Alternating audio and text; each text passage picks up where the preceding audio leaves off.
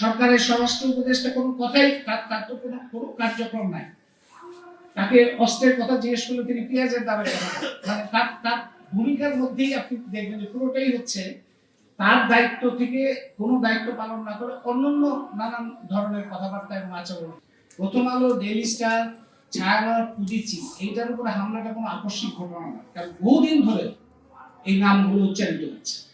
গত শাসনের বিরুদ্ধে যারা অক্লান্ত কাজ করেছে, লেখালেখি করেছে, আন্দোলন করেছে, সংগঠন করেছে, তারা যখন বর্তমান সময়ে অন্যায়, অবিচার কিংবা সরকারের ভুল ভূমিকা কিংবা বিভিন্ন ধরনের এই সন্ত্রাস তার বিরুদ্ধে কথা বললেই তাদেরকে এই দোষর বলে বিভিন্নভাবে তাদেরকে কোণঠাসা করার চেষ্টা করা এবং আক্রমণ করা।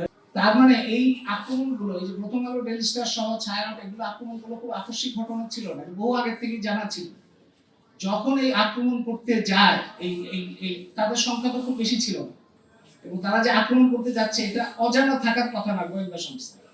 গোয়েন্দা সংস্থা কেন এই বিষয়গুলো জানায় না, সরকার কেন প্রোটেকশন নেয়?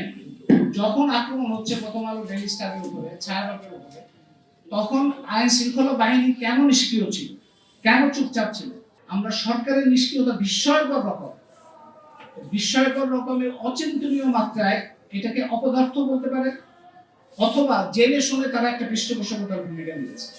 মানে এতগুলো হামলা এবং এতগুলো যে হয়েছে, সেগুলোর বিরুদ্ধে সরকার কোনো ধরনের কার্যকর ব্যবস্থা নেয়।